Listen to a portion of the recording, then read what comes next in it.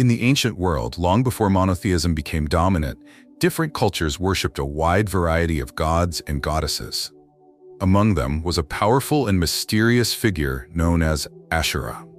She was not just another deity in the pantheon, she was one of the most revered goddesses in the ancient Near East, particularly among the Canaanites. ASHERAH was considered the great mother goddess, the one who nurtured and sustained life. She was closely associated with fertility, creation, and the power of nature. Her origins stretch back thousands of years, long before biblical times. The earliest references to ASHERAH come from Ugaritic texts, discovered in the ancient city of Ugarit, which is in modern-day Syria. These texts date back to around the 14th century BCE and describe a pantheon of gods worshipped by the Canaanites. Among them was El, the supreme god, and his wife, ASHERAH. She was called Atharat in these texts, and she was known as the mother of the gods, the one who gave birth to 70 divine beings, including the storm god Baal.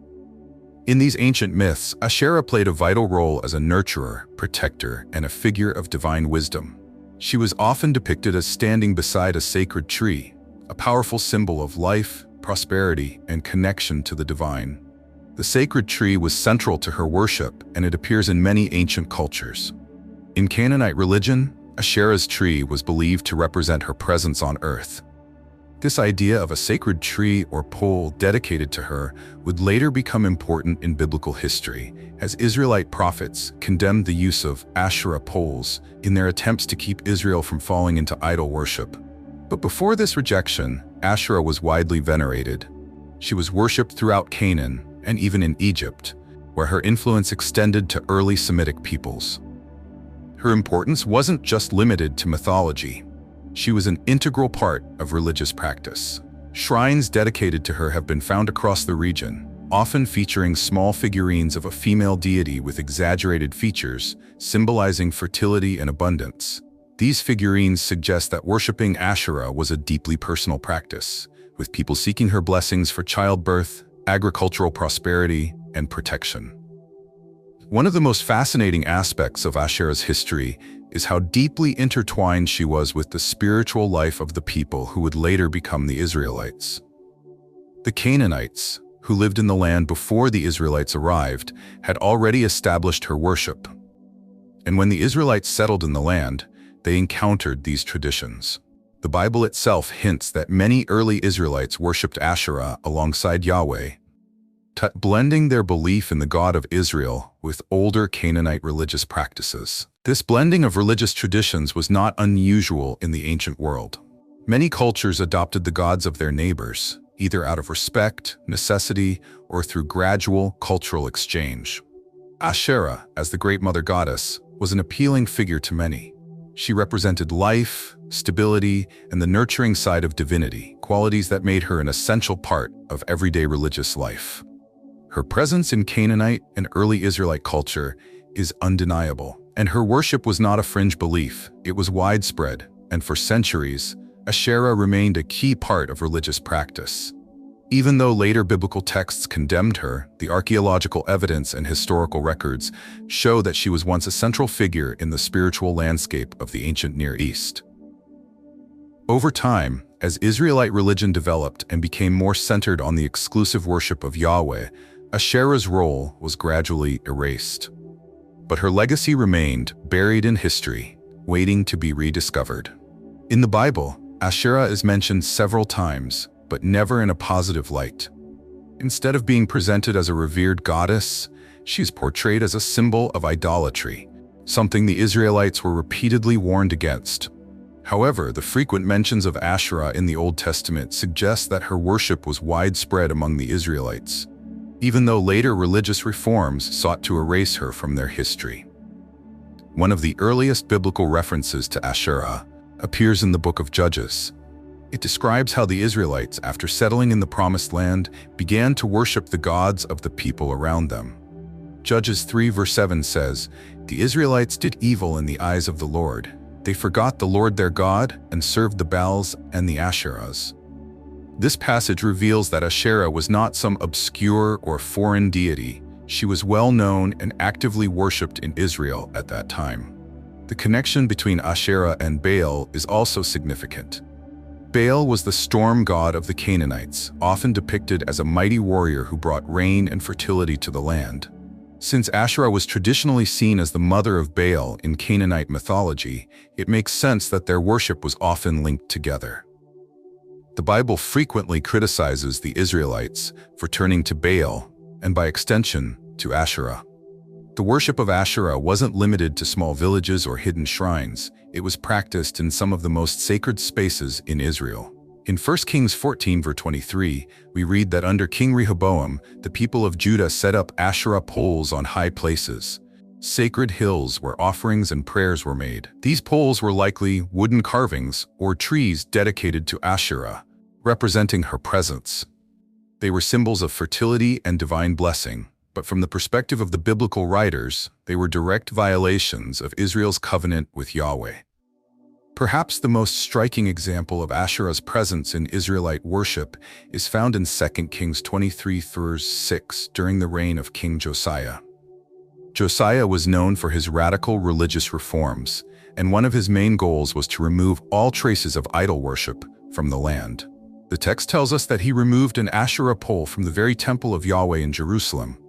This means that at some point in history, Asherah was worshipped inside the temple itself, alongside Yahweh. This raises an important question. Was there a time when some Israelites believed that Yahweh and Asherah were connected? The evidence suggests that at least some groups within Israel may have viewed Asherah as Yahweh's consort or a divine feminine presence alongside him. This idea is reinforced by archaeological discoveries, including inscriptions that mention Yahweh and his Asherah. These inscriptions were found at sites like Kuntilet Airud, an ancient desert outpost dating back to the 8th century BCE. The phrase suggests that, at least in some communities, Asherah was seen as an important figure in the worship of Yahweh. However, as Israelite religion moved towards strict monotheism, Asherah's role became increasingly controversial. Prophets like Elijah, Hosea, and Jeremiah fiercely opposed any worship of her, seeing it as a betrayal of Yahweh. They warned the Israelites that turning to Asherah and Baal would bring destruction, and they called on the people to return to the exclusive worship of the one true God. This conflict between monotheism and older traditions played out over centuries, shaping the religious identity of Israel. The struggle against Asherah worship wasn't just about theology. It was about power, identity, and the formation of a distinct Israelite faith. The leaders who sought to establish monotheism saw Asherah as a remnant of the past, something that needed to be erased to fully dedicate Israel to Yahweh alone. Despite their efforts, traces of Asherah remained. Small figurines believed to represent her have been found in Israelite homes, suggesting that even as official temple worship rejected her, many people still sought her blessings in their daily lives. The Bible's repeated condemnation of Asherah worship also hints at how deeply ingrained it was in Israelite culture. If people weren't worshiping her, there would be no need to constantly warn against it. Archaeology has uncovered fascinating evidence that suggests Asherah was once an important part of early Israelite religious life. While the Bible portrays her as a forbidden goddess, physical discoveries tell a more complex story, one in which Asherah may have been widely accepted, even honored, in the worship of Yahweh. These discoveries come from ancient inscriptions, figurines, and religious artifacts found across Israel and the surrounding regions. One of the most important pieces of evidence comes from Kuntilet Airud, a remote site in the Sinai Peninsula dating back to the 8th century BCE. Here, archaeologists found inscriptions that mention Yahweh and Asherah together. One inscription reads, "I bless you by Yahweh of Samaria and his Asherah." This suggests that in some communities, Asherah was not seen as a rival to Yahweh but rather as a part of his worship, perhaps as his divine consort or as a symbol of his power. Another inscription from a site in Judah, known as Kirbet el-Qom, also mentions Yahweh and his Asherah, reinforcing the idea that her worship was not just a fringe belief, but something deeply rooted in the culture. Beyond inscriptions, archaeologists have discovered hundreds of small female figurines in Israelite homes, dating from the time of the First Temple period. These figurines depict a woman with exaggerated features, often holding her breasts, a common symbol of fertility and divine nurturing. Scholars believe that these figurines may represent ASHERAH, used in household worship to seek blessings for fertility, protection, and prosperity. The fact that they were found in everyday homes rather than in temples suggests that ASHERAH played a role in personal devotion, even as official temple worship moved away from her. These discoveries paint a picture of an evolving religious landscape in ancient Israel. It seems that many Israelites, while worshiping Yahweh, still held on to older traditions, blending their beliefs with Canaanite practices. This kind of religious syncretism was common in the ancient world. When cultures interacted, their religious ideas often merged, creating new expressions of faith. The worship of ASHERAH alongside Yahweh may have been one such expression, a holdover from earlier traditions that gradually became less acceptable as Israelite religion developed into strict monotheism. This shift away from ASHERAH did not happen overnight. It took centuries, driven by religious leaders and reformers who sought to purify Israel's faith. One of the most significant figures in this movement was King Josiah. In the 7th century BCE, Josiah launched a series of religious reforms aimed at eliminating all forms of idol worship. According to 2 Kings 23:6, he removed an ASHERAH pole from the very temple of Yahweh in Jerusalem, burned it, and ground it into dust. This act symbolized a clear rejection of her presence in official worship. Josiah also ordered the destruction of shrines, altars, and high places where ASHERAH had been honored, attempting to erase her from Israelite religious life entirely. But even after Josiah's reforms, traces of ASHERAH's worship lingered. The prophet Jeremiah, writing around the same time, rebuked the people of Judah for continuing to worship what he called the Queen of Heaven. In Jeremiah 7:18, he describes how families would bake cakes and make offerings to this goddess, suggesting that despite official bans, devotion to a female deity persisted among the common people. Some scholars believe that the Queen of Heaven Jeremiah spoke of may have been another name for ASHERAH, or at least a closely related goddess. The ultimate decline of ASHERAH's worship came with the Babylonian exile in the 6th century BCE. When the Babylonians conquered Jerusalem and destroyed the first temple, it was a turning point for Israel's religious identity. In exile, the Israelites redefined their faith, moving toward a strict monotheism that left no room for ASHERAH or any other divine figures beside Yahweh. By the time they returned and rebuilt the temple, ASHERAH was no longer a part of their worship.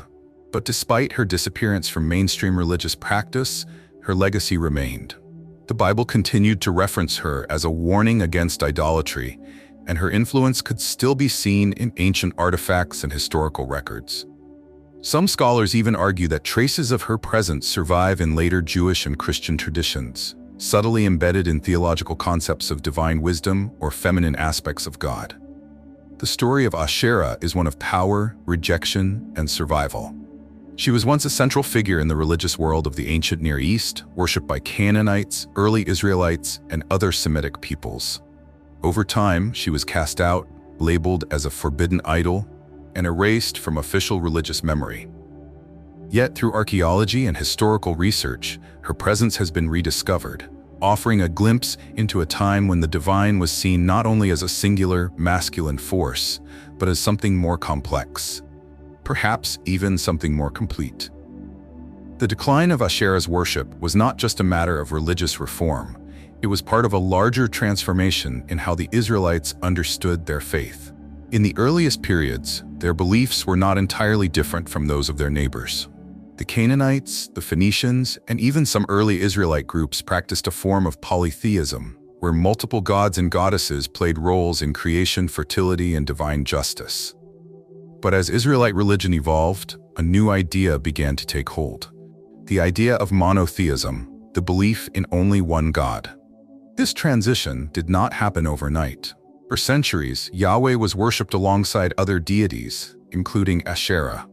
The Bible itself shows evidence of this shift. The earliest biblical texts suggest that Yahweh was originally seen as the chief god among many, similar to how El functioned in Canaanite mythology. Over time, however, religious leaders and prophets began to emphasize Yahweh as the only God, rejecting the worship of any other deities, including ASHERAH. One of the key moments in this transformation was the Babylonian exile in the 6th century BCE. When the Babylonians conquered Jerusalem and destroyed the first temple, it forced the Israelites to rethink their relationship with God. Many of their religious traditions had been tied to the land, the temple, and the worship practices that had included ASHERAH and other figures from their past. But in exile, the Israelites developed a new understanding of their faith, one that focused entirely on Yahweh, with no room for other gods or goddesses. This was a turning point. By the time the Israelites returned to their homeland and rebuilt the temple, the religious reforms had taken deep root. ASHERAH was no longer just discouraged, she was completely erased. Her worship, once widespread, had become a thing of the past, condemned by prophets and forgotten in official religious history. But was she truly forgotten? Even though her name was erased from Israelite religious life, hints of her influence remained. Some scholars believe that traces of ASHERAH survived in the later development of Jewish and Christian theology. For example, in the book of Proverbs, divine wisdom is sometimes personified as a female figure, called Sophia in Greek or Chokmah in Hebrew. She is described as existing alongside God from the very beginning, assisting in creation and guiding humanity. Some have suggested that this concept of divine wisdom may have roots in older traditions of ASHERAH as a nurturing, creative force. Others point to the idea of the Shekinah, a term used in later Jewish writings to describe the presence of God, often in a way that carries feminine imagery. While there is no direct connection to ASHERAH, the idea of a feminine aspect of the divine has continued to appear in various religious traditions. In Christianity, some have even drawn comparisons between ASHERAH and the veneration of Mary, the mother of Jesus. Though Mary is not worshipped as a goddess, her role as a divine mother and intercessor for believers echoes some of the qualities that were once attributed to ASHERAH. Whether these connections are intentional or simply remnants of ancient cultural memory is a matter of debate, but they show how deeply the human desire for a motherly, nurturing aspect of the divine has endured. Today, ASHERAH remains a fascinating figure in historical and theological discussions. Her story challenges the traditional narrative that monotheism developed in a straightforward way, showing instead that Israelite religion was shaped by centuries of cultural exchange, political changes, and religious reform. The discovery of ancient inscriptions, figurines, and texts has given us a clearer picture of how she was once honored and how her worship was later suppressed. In the end, ASHERAH's story is not just about an ancient goddess who was forgotten, it's about how history is written and rewritten. It's about how religious traditions evolve and how beliefs that were once central can be erased or transformed. Though she was removed from the official story, archaeology and scholarship have brought her back into the conversation, revealing the complexity of ancient faith and the changing ways that people have understood the divine. ASHERAH's story is a powerful reminder that history is not always as simple as it seems. Once a revered goddess worshipped across the ancient Near East, she was later erased from official religious tradition as monotheism took hold. But through archaeology, ancient texts, and historical research, we now know that her presence was deeply embedded in early Israelite worship. Her sacred symbols, her connection to Yahweh in some inscriptions, and her influence on later theological ideas show that she was once a significant part of the spiritual landscape. Her story challenges us to think about how beliefs change over time and how history is written by those in power. It reminds us that even the most deeply rooted traditions can evolve, adapt, or be forgotten. Yet even when something is erased from official history, it can still leave echoes in culture, faith, and memory. But as the Bible makes clear, worshiping any god apart from Yahweh is a sin. Scripture repeatedly warns against idolatry, reminding us that the Lord alone is to be worshipped. Deuteronomy 6:14-15 says, "Do not follow other gods, the gods of the peoples around you. For the Lord your God who is among you is a jealous God, and his anger will burn against you."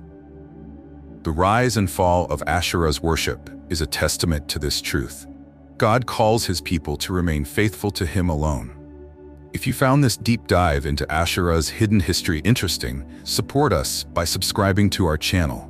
Your support helps us continue bringing you powerful insights into biblical history, faith, and the mysteries of the past. Don't forget to like this video, share your thoughts in the comments, and turn on notifications so you never miss our latest content. Thank you for watching, and we'll see you in the next video.